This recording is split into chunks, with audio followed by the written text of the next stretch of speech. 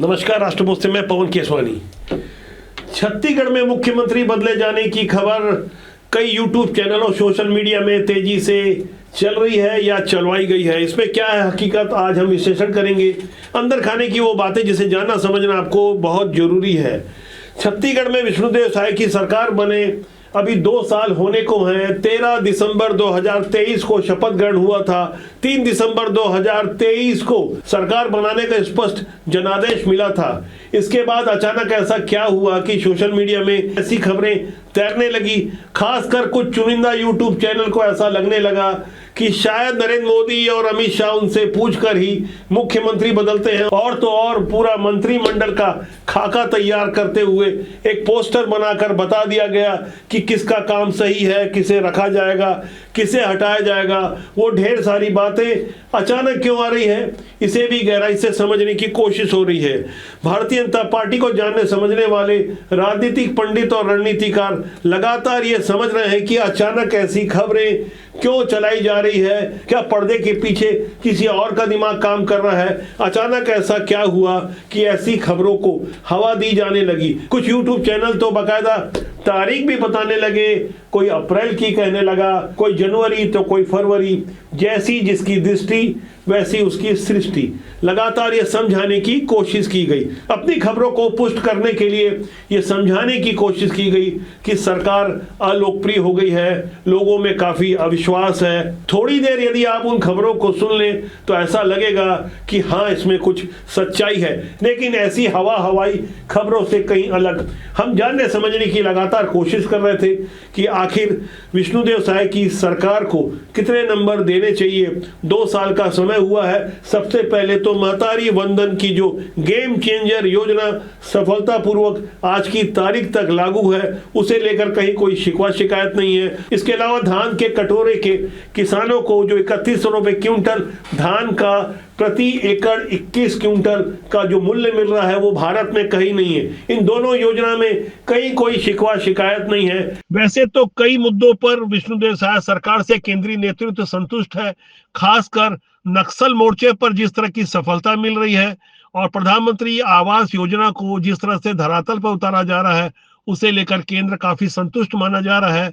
इसलिए हाल फिलहाल में यह कहना बहुत मुश्किल होगा कि कुछ बड़े निर्णय होंगे, सरकार बदल जाएगी। इस तरह की बातों को हवा देने वालों की भी पहचान की जा रही है। लेकिन विपक्ष की ओर से अक्सर भूपेश बघेल जब सरकार की बुराई करते हैं, तो आज जिस तरह से भूपेश बघेल की इमेज बन चुकी है, उसके बाद तो भारतीय जनता पार्टी के लिए ऐसी बुराई या आलोचना कहीं ना कहीं राजनीतिक फायदे का काम करती है। क्योंकि भूपेश बघेल खुद महादेव सट्टा वाले मामले में नामजद आरोपी है। उनका इकलौता पुत्र उस शराब घोटाले मामले में शामिल है, जिसके प्रमुख रणनीतिकार भूपेश बघेल ही माने जा सकते हैं। क्योंकि भूपेश बघेल के खासम खास उनके ही सहयोगी मंत्री कवासी लखमा भी बीते 15 जनवरी से मजबूत सबूतों के आधार पर जेल में है और आज तक जमानत नहीं हुई। और ऐसे में भूपेश बघेल यदि सरकार की किसी नीति का और खासकर भ्रष्टाचार और घोटाले से संबंधित कोई बात करते हैं, तो इसका सरकार की सेहत पर तो कम से कम कोई असर पड़ता नजर नहीं आ रहा है।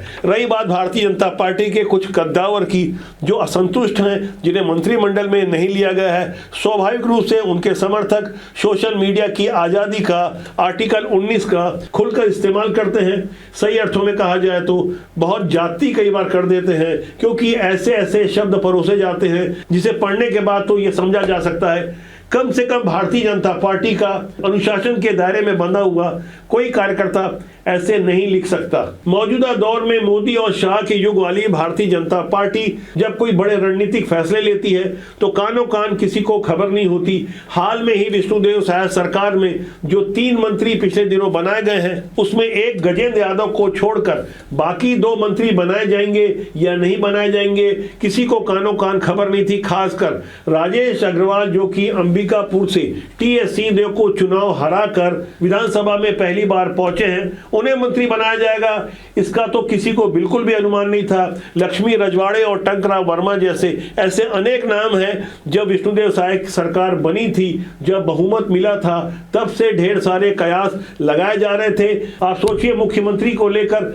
12 मंत्री बनाए गए थे, उसमें 7 एकदम नए चेहरे थे। यानी छत्तीसगढ़ की विष्णुदेव साय सरकार अपने जन्म से ही नए नए प्रयोग करने के लिए जानी जा रही थी। कुछ लोगों को हैरानी इस बात की हो रही थी कि जब विपरीत विचारधारा की कोई नई सरकार बनती है तो सबसे पहले राज्य के डीजीपी, सीएस, चीफ सेक्रेटरी को हटाती है, लेकिन इस सरकार ने ऐसा नहीं किया, बल्कि भूपेश बघेल के शासनकाल में बने हुए डीजीपी और सीएस को उनका न केवल पूरा कार्यकाल करने दिया गया बल्कि सम्मान स्वरूप एक्सटेंशन भी दिया गया। ये बातें पुराने जानकारों को भले ही हजम नहीं हो रही होगी, लेकिन यह हैरानी होना स्वाभाविक है, खासकर अमिताभ जैन जो कि भूपेश बघेल के शासनकाल में 3.25 साल चीफ सेक्रेटरी थे और नई सरकार में भी उन्होंने अपना पूरा कार्यकाल किया। लगभग 2 साल के कार्यकाल के बाद भी उन्हें एक्सटेंशन दिया गया। यहाँ गौर करने वाली बात यह है कि अप्रैल 2001 में जब नया नया छत्तीसगढ़ बना था और योगी की सरकार थी, यही अमिताभ जैन रायपुर के कलेक्टर हुआ करते थे। उन्हीं की देखरेख में भारतीय जनता पार्टी के नेताओं को दौड़ा दौड़ा कर लाठियों और पत्थरों से मारा गया था, लाठीचार्ज हुआ था।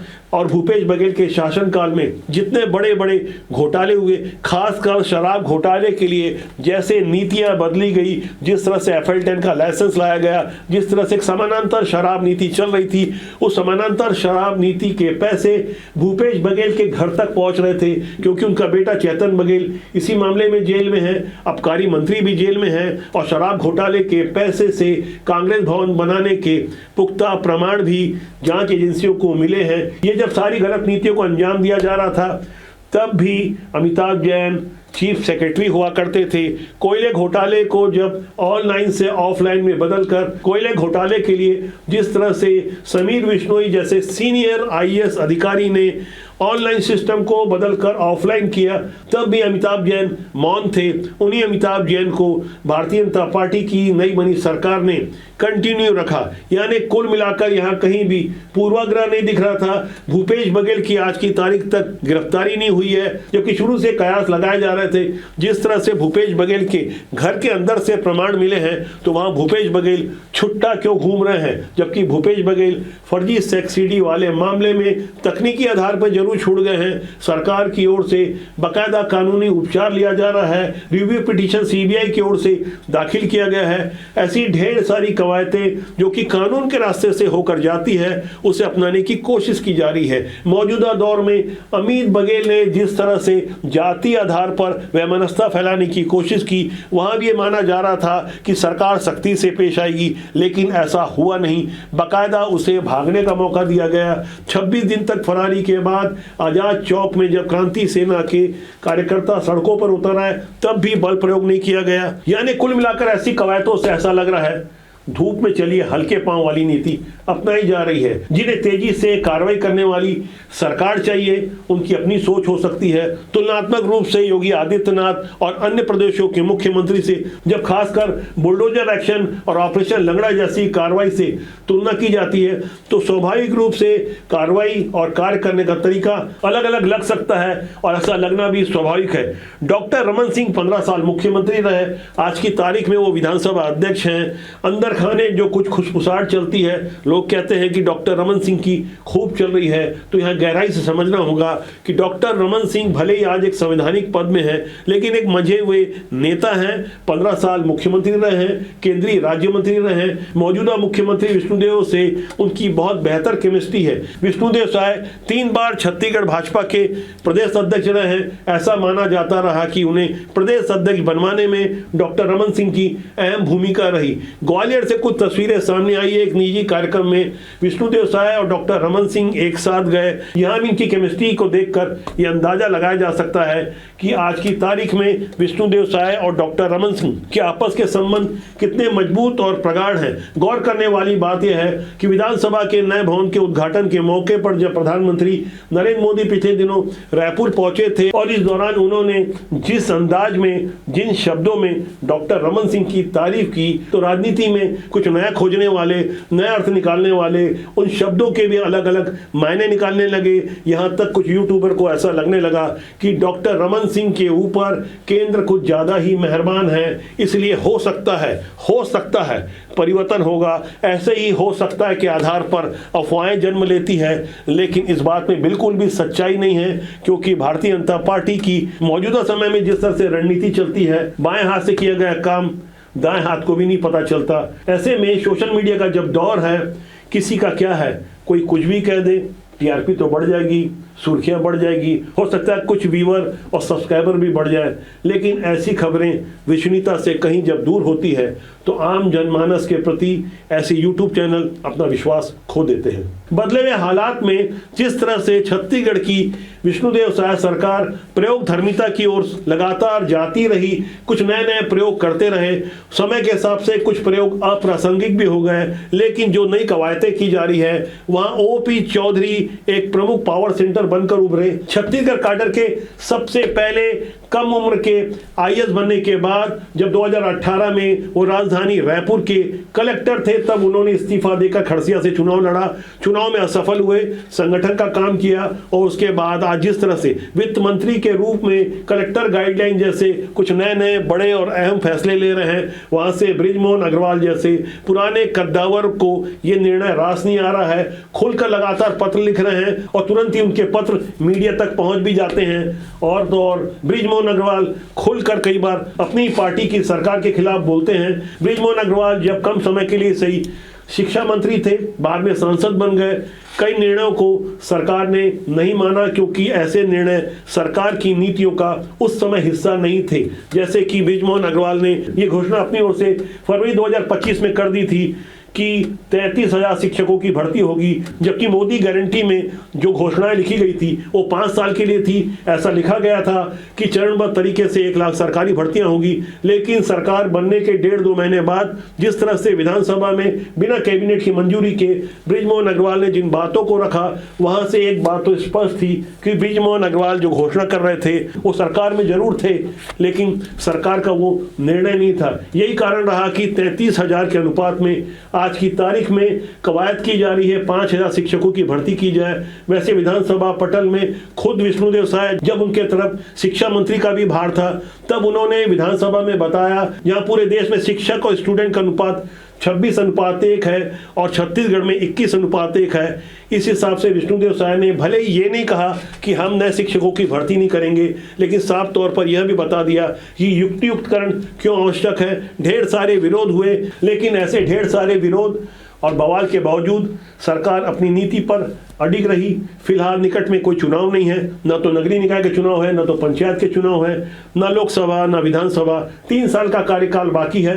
वक्त तो समय के हिसाब से जरूरतें बदलती रहती है, बहुत जल्दी कुछ हो भी जाए इससे इनकार नहीं किया जा सकता, क्योंकि केंद्रीय नेतृत्व अप्रत्याशित निर्णय लेने के लिए जाना जाता है। नए दौर की भारतीय जनता पार्टी में कब क्या हो जाए कुछ कभी नहीं कहा जा सकता। ऐसे बदले हुए हालात में हमें समझना होगा मीडिया का एक बहुत बड़ा वर्ग भी पर्दे के पीछे काम कर रहा है। अमित बघेल ने जिस तरह से रायपुर में हिंदू समाज के आराध्यों के बारे में साफ तौर पर न केवल अपशब्द कहा, बल्कि लगातार वो अपनी बात में कायम रहे। 26 दिनों की फरारी के बाद जब वो गिरफ्तार हुए तो बदले हुए हालात में बड़े बड़े अखबारों के समाचार की हेडिंग से भी आप अंदाजा लगा सकते हैं कि किस तरह से वक्त और जरूरत के हिसाब से समाचार तैयार होते हैं। पहले दैनिक भास्कर के फ्रंट पेज में छपी हुई इस हेडिंग पर आप गौर करें, जिसमें लिखा है 26 दिन से फरार क्रांति सेना प्रमुख अमित बघेल गिरफ्तार। जबकि हरिभूमि में आप देख सकते हैं लिखा है छत्तीसगढ़ सेना का फरार अमित बघेल 26 दिन बाद गिरफ्तार। कुछ समाचार पत्रों में अमित बघेल के साथ का लिखा है, कहीं के लिखा हुआ है। वक्त और जरूरत के हिसाब से जिसको जैसा ठीक लगता है वो अपनी बातों को प्रस्तुत करता है। हर समय इंसान की स्थिति एक जैसा नहीं होती, वक्त और जरूरत के हिसाब से हेडिंग भी बदल जाया करती है। आपको नहीं बदलना है। देश और समाज के लिए अच्छे लोगों को राजनीति में लाने के लिए आपको अपनी ओर से कोशिश करनी होगी, क्योंकि हमारा मानना है ये राजनीति बुरी नहीं होती, उसमें काम करने लोग अच्छे बुरे होते हैं। जहाँ से देश और समाज की सेवा हो सके, अच्छे लोग सिस्टम में आए। खासकर राजनीति में जब बुरे लोग काबिज रहेंगे तो जाहिर तौर पर राजनीति बदनाम होगी, लेकिन ऐसा नहीं होना चाहिए। अच्छे लोगों को आगे आना चाहिए, जिससे बुरे लोगों को ज़्यादा मौका ना मिल सके। तो फिलहाल आज के लिए इतना ही। मेरा आपसे आग्रह है, चैनल को देखें। राष्ट्रबोध आपका अपना जनमंच है, जिसका सूत्र वाक्य है राष्ट्रहित सर्वोपरि। नमस्कार।